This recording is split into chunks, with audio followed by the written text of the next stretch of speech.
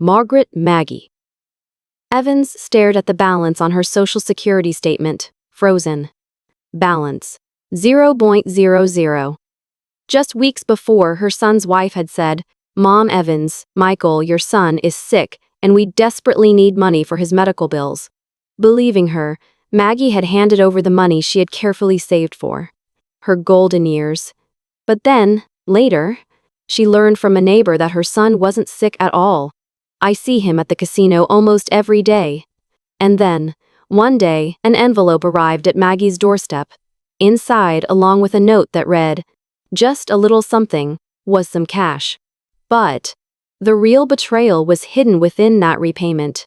Margaret Evans was born in 1944 in a small town nestled near Asheville, North Carolina. She was the third of 6 children, raised during the tumultuous post-war era with a mix of frugality and resilience. With staples like milk and butter often rationed, her mother had a saying she repeated constantly: "Your needs come last, honey. Always think of others first." Those words were etched into Maggie's heart like a commandment. She married young and became a mother in her 20s. Just as she thought she might finally settle into a peaceful life, fate cruelly shattered that tranquility. In 1980, her husband died suddenly from a brain aneurysm. He was only 49. Her son, who was just 16 at the time, sobbed quietly into his pillow on the night of the funeral. Without saying a word, Maggie stroked his back and made a silent vow: "I will never, ever leave this boy alone." For nearly 30 years after that, Maggie worked as a cafeteria lady at the local elementary school. In the sweltering heat of summer, she toiled in a kitchen that felt like a steam room. In the bone-chilling winters, her hands became chapped and cracked from washing countless pots and pans, her knuckles red and raw. "Thanks again, Maggie. I really appreciate your help," her coworkers would say. No matter how many times she heard those words, Maggie never quite got used to them. It wasn't that she was uncomfortable being thanked, it was more that she thought, "It's just what you do." At $12 an hour, her monthly income hovered around $1,500. Yet Maggie managed to cut every possible corner and diligently save a little each month. When her son went to college, she paid his tuition in full, surprising the admissions officer, who had assumed she would need financial aid as a single mother. Maggie simply smiled. At that moment, the only bills left in her purse totaled a mere $20. Years passed and Maggie reached her early 60s, then her mid-70s. Finally, she qualified for Social Security, and her years of hard work bore fruit. Combining her savings and Social Security income, her meticulously calculated retirement plan showed a total of approximately $150,000. Of that amount, $25,000 was kept untouched in a separate account for a rainy day. It was her safety net, a way to face illness, disability, and death without burdening anyone else.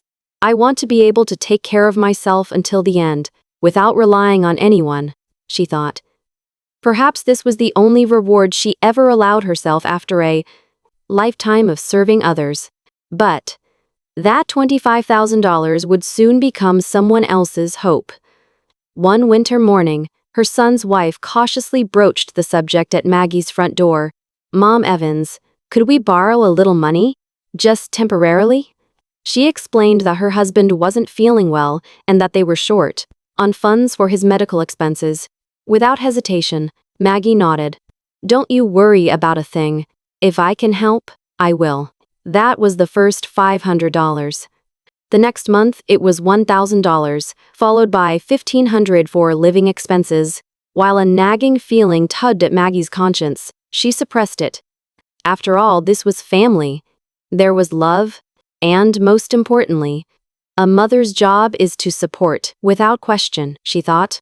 One evening, as she was washing dishes in the kitchen, her son's wife quietly approached her.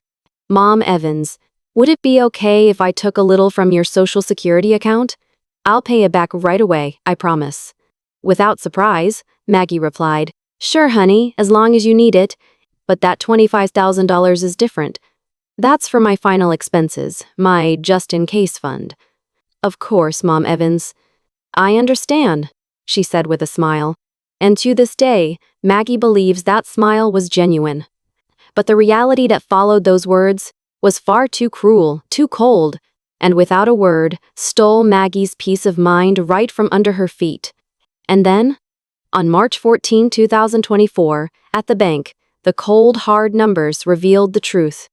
In the story that follows, you'll see how Maggie faced that truth and what choices she made. Please, listen closely to the end. One morning in January 2024, Margaret Evans woke up early, as usual, and started making oatmeal in the kitchen. The outside was still dark, and the frigid air of winter hung heavy in the air. Only the sound of the stove and the aroma of oatmeal filled the room. Just then, the doorbell rang, and her daughter-in-law came hurrying into the room with a somewhat awkward expression. "Mom Evans, I need to ask you something." Despite the sense that she was hiding something in her voice, Maggie responded with a calm smile. "Sure, what is it?" The daughter-in-law took a breath and then said, "My husband hasn't been feeling well. His liver levels are not good.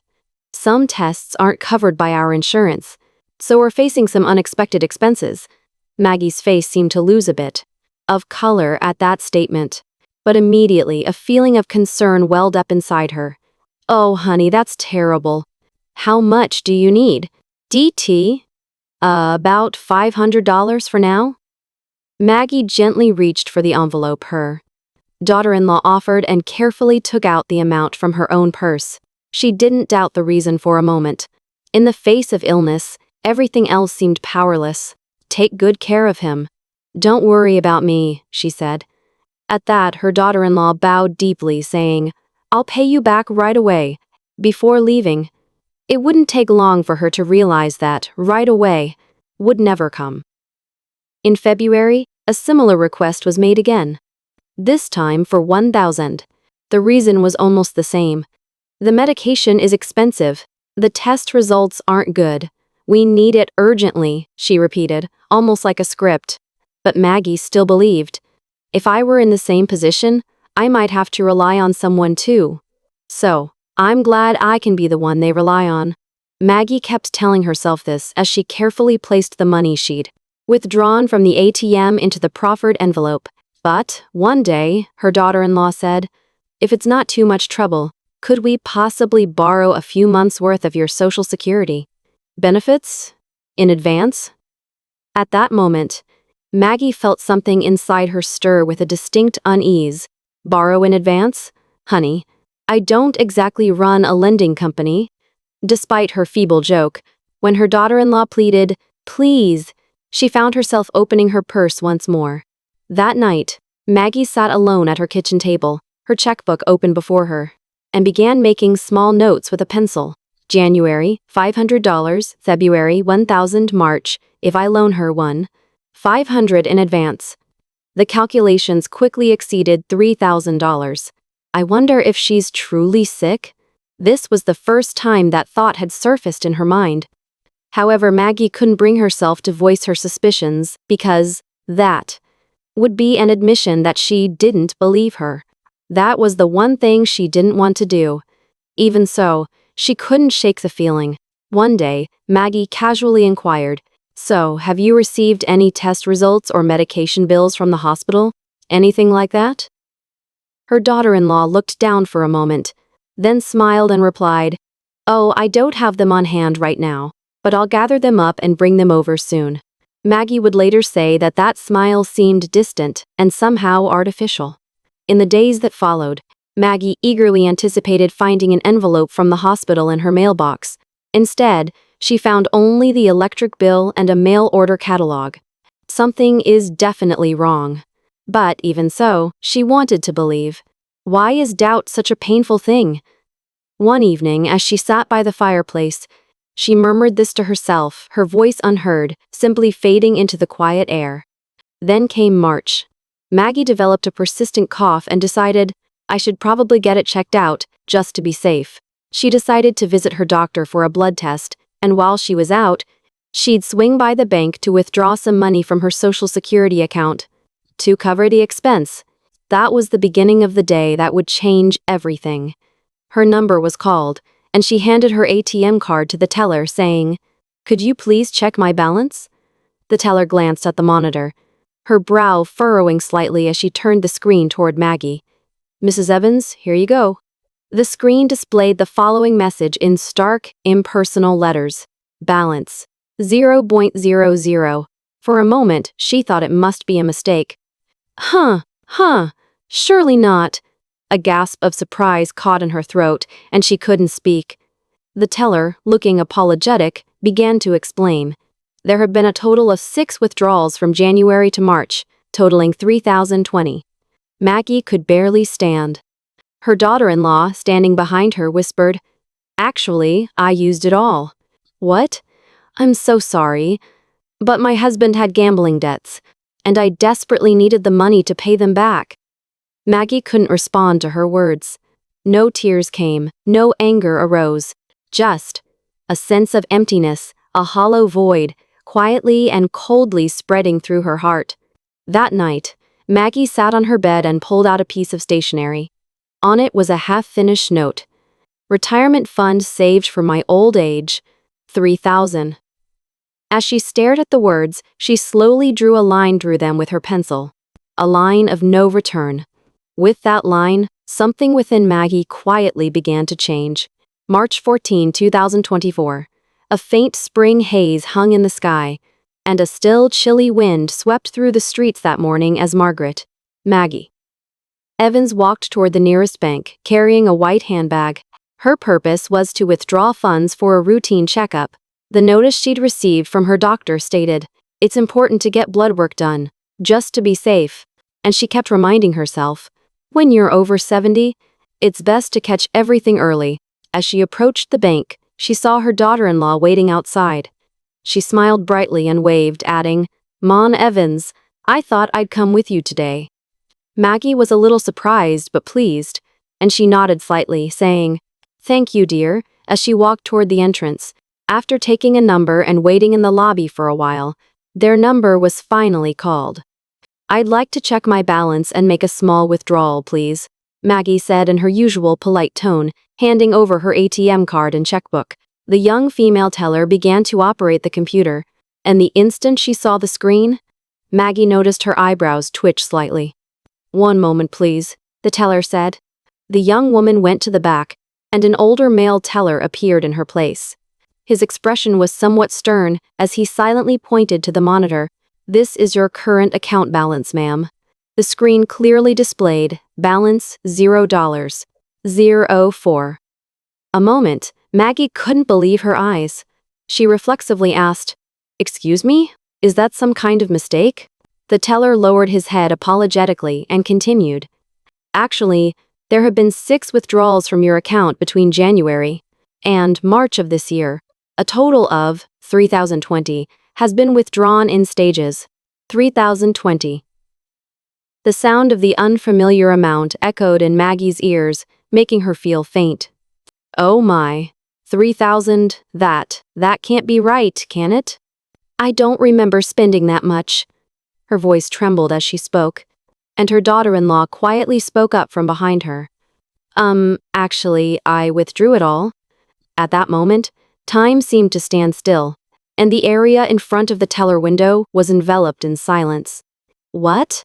I'm sorry, I'm really, really sorry, but I desperately needed it."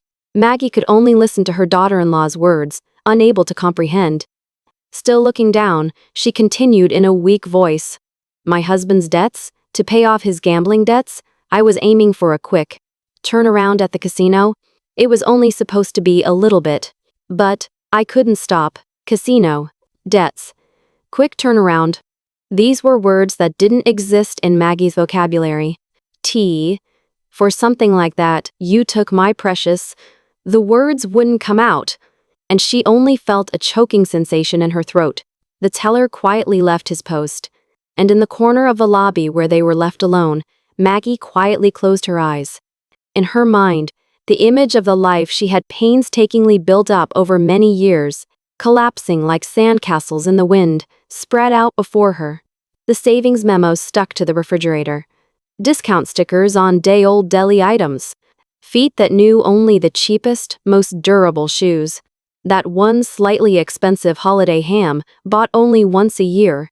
All of it, every single detail, was part of Maggie's plan. To live quietly, without being a burden to anyone. The moment she realized that accumulation had been wiped out by a few gambling trips, Maggie, Evan's knees trembled slightly. I'll pay it back, little by little, I'm so sorry. Her daughter-in-law's words reached her ears, but Maggie didn't respond. It wasn't that she couldn't speak, but that somewhere deep inside, she had already resigned herself to the fact that there was no point in saying anything. That money was there for just in case. The words slipped out, her voice surprisingly calm. To take responsibility for my own end. To not be a burden to anyone. The safety net she had painstakingly maintained for that purpose had now been used, without her knowledge, for someone else's bet. That fact shattered Maggie not in her body, but from the very core of her soul. On the way home, her daughter-in-law kept repeating, I'm so sorry, I'll pay you back, I promise. But Maggie simply replied, okay, and continued to look ahead, never once turning back. On the way back from the bank, Maggie remained standing at the intersection even after the light turned green, her figure seeming stranded in the middle of the city. After returning home, Margaret Evans, as if in a trance, sat down on a cushion in the living room without even taking off her coat. Usually, she would boil water, offer tea to the family altar, and offer a small prayer, a series of actions she couldn't even recall on this day. Her eyes fell on the calendar, where March 14 was circled in red pen. It was the date of her annual checkup from the doctor's office. A day that was supposed to be a milestone, for checking on her health had become a milestone, in a different, cruelly ironic way. Maggie slowly opened her bankbook and stared at the last transaction page. Withdrawal. $3,000. Withdrawal. $2,000. Withdrawal. $2,000. Withdrawal. There, only silent numbers were lined up, and below them, in neat lettering, was printed, balance, $0. 00. You really held out, didn't you? Her voice, as if talking to the bank book, contained neither anger nor sadness, only a deep sense of exhaustion. Suddenly, her gaze fell on the medicine cabinet on the kitchen counter, boxes of antacids and blood pressure medication she had bought in anticipation of the chest pains and nighttime shortness of breath she had been experiencing for several weeks were piled up as they were. The truth is, I wanted to go to the doctor, too. Her unheard words seemed to cause a slight tremor in the air inside the house. As evening approached and the outside grew dimly lit, the doorbell rang. Through the peephole, she saw her daughter-in-law. Mom Evans, can I talk to you for a minute? The voice that came through the door was the same as in the morning, with a mix of apology and a forced smile. But Maggie, with her hand still on the doorknob, didn't turn the key. Instead muttering, I want to be quiet today, I'm sorry. After a moment of silence, she replied with only, okay. And the sound of footsteps faded away. The fact that her reply felt so light left a strange emptiness, it was true. Even as night fell, Maggie didn't have the energy to prepare dinner. There was a little leftover green bean casserole she had made the night before in the refrigerator, but even the thought of taking it out made her hand refuse to move. She didn't even turn on the kitchen light, spending her time in the dim light of the living room. Only the sound of the TV continued to fill the room. The news anchor's voice matter-of-factly reading economic news sounding almost heartless. If I had $3,000, what could I have done? The words she spoke to herself weren't filled with regret, but with the realization of loss. She hadn't bought anything, yet she had definitely lost something. That was the only truth Maggie held on to. Before going to bed, she pulled out an old household budget book from a drawer. On the cover, in slightly worn penmanship, was written, Maggie's Life, and as she flipped through the pages, she found neatly written notes that said, this month's goal, living on less than $5 a day. Every single entry, from the daily rice costs, miso costs, and electricity bills to the cost of her son's birthday cake, meticulously recorded, clearly told the story of her past efforts. I was pretty good at this, wasn't I? A voice that was both self-deprecating and admiring faded into the pages. That night, Maggie couldn't fall asleep easily. When she closed her eyes, the 000 displayed on the ATM screen repeatedly appeared and disappeared. And then, after 1000 a.m., finally the weight pressed down on her chest, and Maggie sat up on the bed, reaching for her bankbook once more. Even as she noticed the slight tremor returning to her hand, she quietly muttered, "If I don't say anything, I'm sure someone will think Mom will forgive me again." It was the first sign of a small decision that had sprouted within Margaret Evans. It wasn't yet anger or defiance, but simply a quiet and unwavering boundary. And that line would eventually become the driving force that moved her greatly. March 17, a Sunday afternoon. Margaret Evans felt a lingering roughness in her heart that she couldn't shake off from the morning. Balance? $0 recorded in the bankbook. And her daughter-in-law's confession that she had used it for gambling. 3 days had passed since that day, but in the meantime, not a single phone call had come from her son or daughter-in-law. Even though she said she'd pay it back, she hasn't even bothered to call. Such murmurs unintentionally escaped her lips, and a quiet ripple spread through her heart. Later that day, a phone call came. On the other end of the line was a voice of a colleague who used to work with her at the school cafeteria. "Maggie, there's something I'm a little concerned about. Is this a good time?" "Yes. It's fine. What's up?" The woman on the phone lowered her voice slightly as she spoke. "The other day, I was watching TV, and my nephew was talking about something on YouTube, and it turns out, it looked like your son was in it. It was titled, 'Couple Wins $2,000 at the Casino, a Moment of Joy.' His face wasn't fully visible, but from the back of his head and his voice, I knew it was him right away." "Eh, Maggie?" Maggie was at a loss for words, and she nearly dropped the receiver from her hand. "And what's more, it was posted on March 10. Didn't you say you were told there was no money 3 days later?" "Yes, on March 14, at the bank. Doesn't that seem strange? I'm sorry if I'm meddling in something that's none of my business, just forget about it." That's how the call ended, but it was the moment something definitely changed inside Maggie Evans. They didn't lose it gambling, they were enjoying it. For Maggie, who had justified her actions countless times over the past 30 years with the words responsibility as a mother and because we're family, the existence of that video was an act of crossing the line that couldn't be excused as a mere betrayal. The next morning, Maggie made a decision. She left home a little earlier than usual and went near her son's workplace. It was about a 20-minute bike ride. She slowly climbed the hill and arrived in front of the company a little after 8:30 a.m. As employees arrived one after another, she saw a familiar figure in a suit walking in as usual. He doesn't seem to have any illness. With a paper coffee cup in his hand, earbuds in, and smiling as he looked at his smartphone, he didn't look like a sick husband undergoing treatment in the slightest. "I really have been conned, haven't I?" The words she muttered were immediately swallowed by the spring breeze. From there, she headed to a meeting of the local women's club she had been involved with for some time. As soon as she arrived, one of the members casually spoke to her. "Hey Maggie, can I say something weird?" "Sure, what is it?" "Last week, I saw your son and his wife at the casino downtown. They were making a big fuss about winning 2,000. And apparently they were live streaming it on their phones." Live streaming? My grandson happened to be watching it, and he said, "Hey, those people are at the casino downtown." I didn't think much of it, but when he showed me the video yesterday, it was definitely your family. When was this? Sunday, March 10th. I hope you don't take this the wrong way.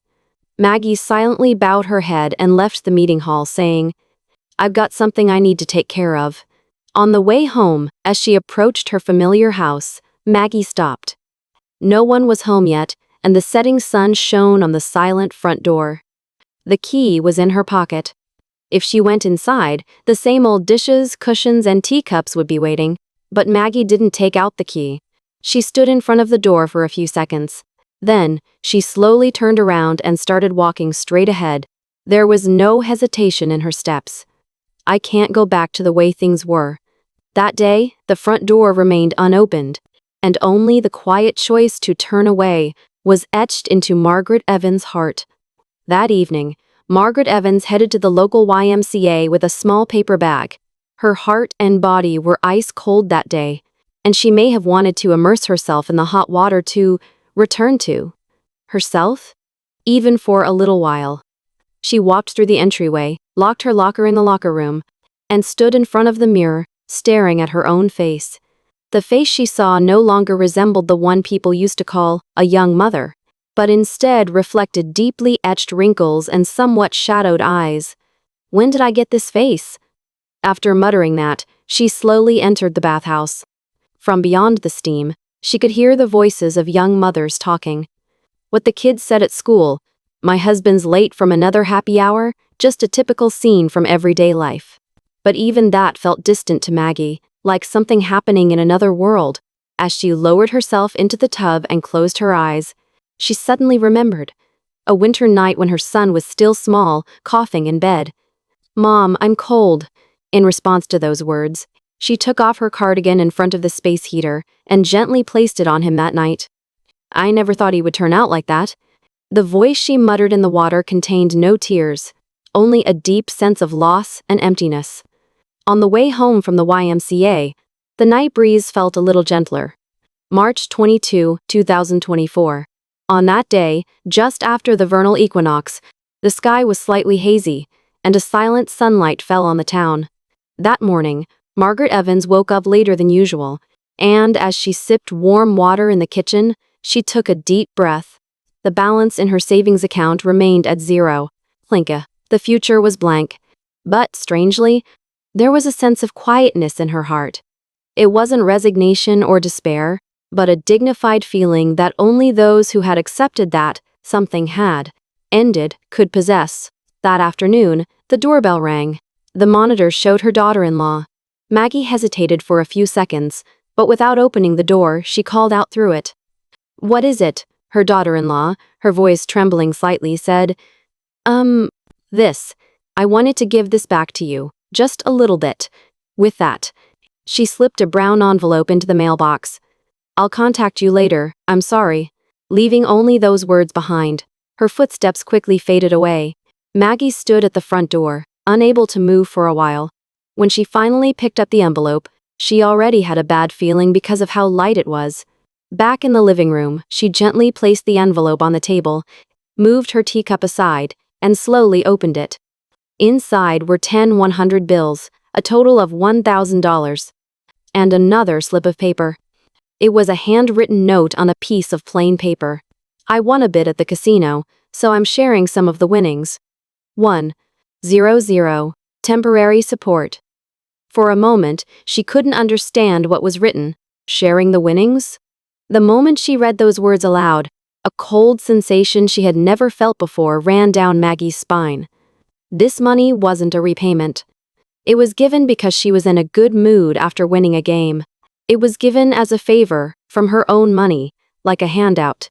She thinks of this as support, not a repayment. The 300 she had carefully saved as a provision for the most difficult times in her life. It was her life savings and her dignity in old age. The image of the person who could laugh and hand it over, based on the results of a game, flashed before her eyes. She didn't feel anger, just her fingertips trembled slightly. Maggie stared at the envelope quietly placed on the table for a while, as if something unidentifiable was lurking there. Then, she slowly stood up and walked to the family altar. She lit incense, quietly clasped her hands together, closed her eyes and muttered, Enough is enough. Staying in this house doesn't do any good for anyone anymore." The words dissolved quietly into the air, like a resolve unheard. That evening, Margaret Maggie Evans retrieved a small envelope from her desk drawer. It was one of the old bank statement envelopes she had kept when her son, Michael, was still in college and she was paying his tuition. As she quietly arranged the statements one by one, she asked herself, was the money I gave him an investment, or was it just spoiling him? No matter how long she pondered, the answer remained elusive. But Perhaps there was no need to find an answer anymore. Sometimes, people lose sight of their own worth because of how they've been treated by others. But today, at this very moment, Margaret Evans had clearly reclaimed that worth. Receiving something like this won't make me happy at all, she whispered as she tucked the envelope containing 300 into the drawer next to the family altar. She didn't lock it, but placed it in a spot she would never open again. From that day forward, Margaret Evans quietly began preparations for her departure. It was the start of a silent goodbye to everyone. After putting the envelope in the drawer by the altar, Margaret Evans quietly picked up the old phone book from the corner of the living room. Flipping through the yellowed pages, her eyes stopped on a particular number. It was the main number for the nutritionist's office at the elementary school, where she used to work. Several years had passed since she retired, but Maggie suddenly remembered the face of one of her former colleagues. She had heard through the grapevine that this woman was now working at a volunteer center for senior citizens in the area. I don't necessarily want to be in a place where I'm involved with others again. That wasn't what she was thinking. It was just that she felt the air in this house was so heavy. Like, I can't breathe here anymore.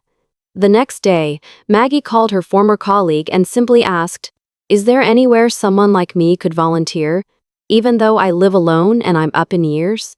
The woman on the other end sounded surprised but delighted as she replied, "Of course there is. Maggie, it would be a great help if you came.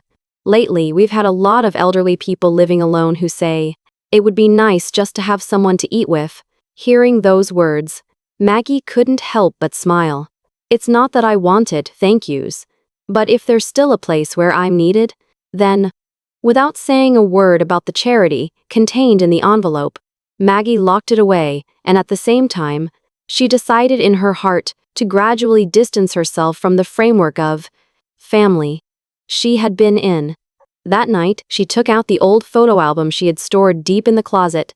Each page turned revealed photos of her holding her young son's small hand and, smiling, of him eating a homemade lunch on field day, and of his tearful silhouette in a suit at his high school graduation. Maggie didn't cry as she looked at those photos. She knew that crying wouldn't bring anything back, but her hand stopped on one particular page. It was a group photo taken with the family the day she first met her daughter-in-law. At that time, I wasn't so much happy as worried, I think. She felt the intuition she had always silenced quietly whispering to her now, belatedly. But I thought even doubting that was wrong. Always. After closing the album, Maggie gently removed that one photo, put it in a small envelope, and stored it in the back of the drawer. This is the only thing I need to keep. It was her way of sorting through her memories, and perhaps a ritual signifying the end of a role. In this way, Margaret Evans was steadily preparing to start moving toward the future while gradually unloading baggage from the past. Sunday, March 34, 2024. Margaret Evans quietly prepared from early in the morning. She folded an A4 sheet of paper and put it in a white envelope, wrapped a few notebooks in a small cloth, opened an old trunk, and carefully packed her last belongings one by one. She packed only the bare minimum of clothing and kitchen utensils, but each of these items was not so much a necessity for Maggie as it was proof of letting go of things she didn't need. At 11:00 a.m., her son and his wife, along with a few other family members, gathered in the living room. It was a Sunday afternoon, and everyone seemed somewhat restless, as if no one understood why they had been called. Eventually, Maggie quietly emerged from the kitchen and poured tea into small cups, handing them out. Her actions were as polite as always and perhaps appeared somewhat calm, but her eyes held a firm, unwavering determination. After confirming that everyone was seated, Maggie quietly stood up and placed the white envelope in the center of the table. "Today, I have something I want to tell you all, which is why I've asked you to gather here." After that preamble, she took a piece of paper from the envelope and spread it out in front of her. The words were in Maggie's own handwriting, carefully written. But each word and phrase was uncompromising. Holding the paper in her hand, she began to read without her voice trembling. "I am Margaret Evans. As of today, I am withdrawing from this house and from this family framework. I am no longer a mother. nor am I a grandmother. Having been betrayed and having my dignity trampled upon, I have made only one decision, beyond anger and sadness. I will no longer sacrifice myself. As of today, I am leaving this family's household register, and I hereby formally declare that I will no longer provide any assistance, involvement, or consultation. The moment she finished reading, a heavy silence fell over the room. The first to react was her son. "Hey, wait a minute.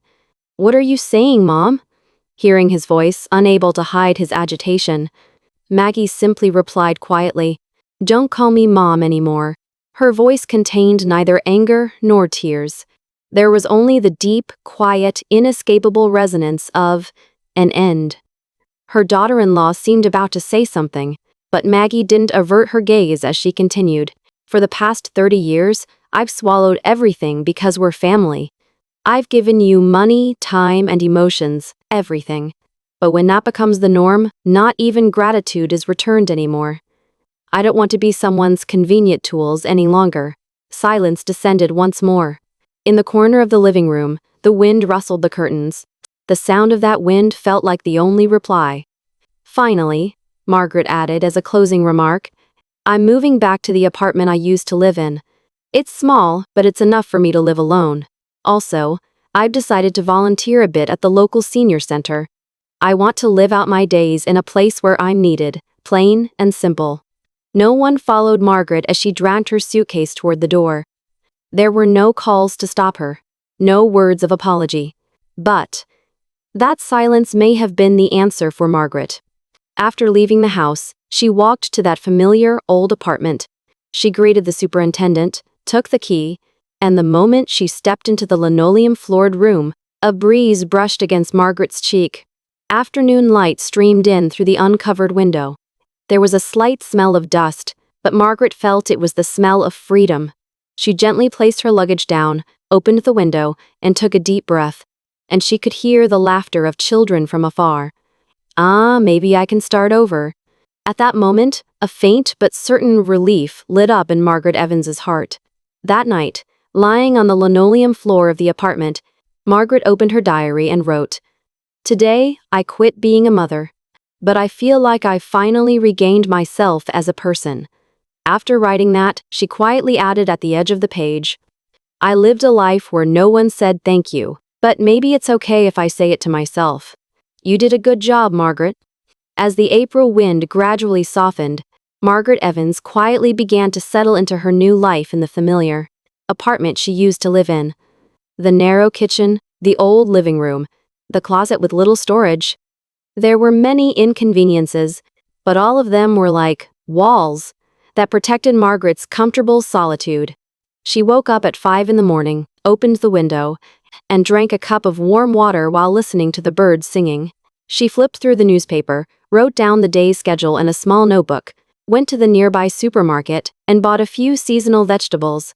During the day, she worked as a cooking volunteer at the senior center, helping to make lunch boxes for elderly people living alone in the area.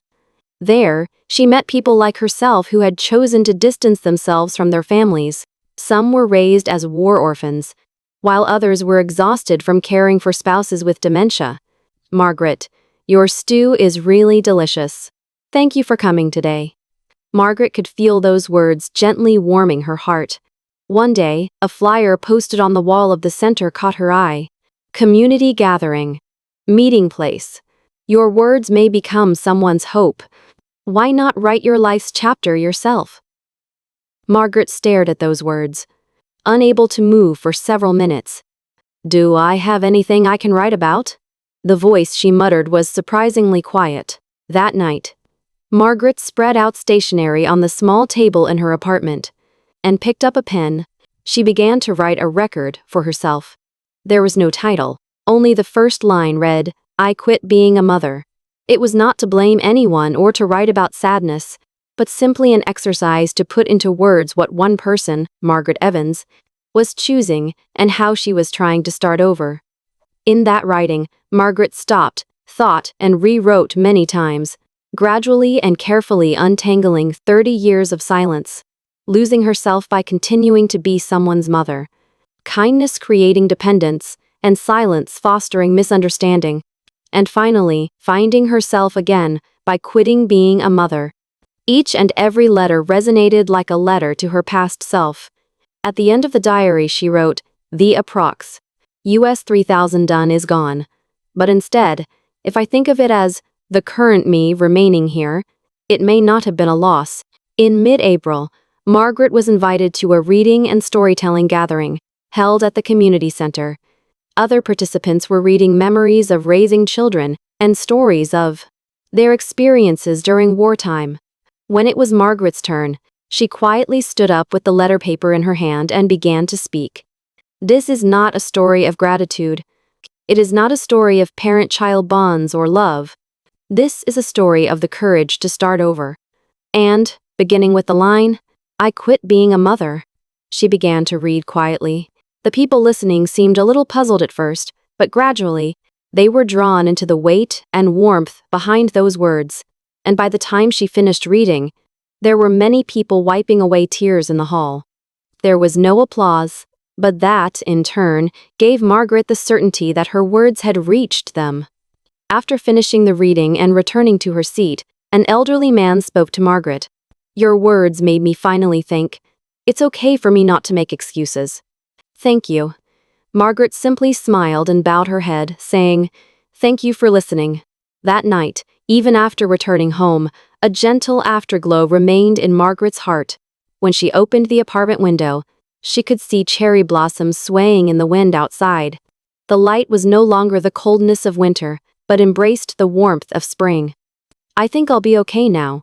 In that voice, there was not the strength to cut off the past, but the gentleness to calmly welcome the future. Finally, may I ask those in front of the screen a question from Margaret Evans? Are you losing sight of yourself by continuing to meet someone else's expectations? Are you keeping silent even though you've reached your limit? With words like, "Because I'm a mother, it's naturals," or "Because we're family, I have to forgive"? Is your heart being worn away by days when you aren't told thank you? If, right now, even a little of that question strikes a chord in your heart, please try whispering to yourself, "I will cherish myself." That one word may be the new start in your life. Family is not a relationship that forces giving.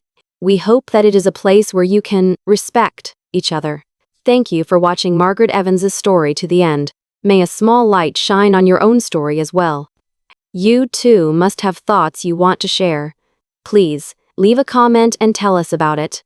That one comment might just change someone's tomorrow.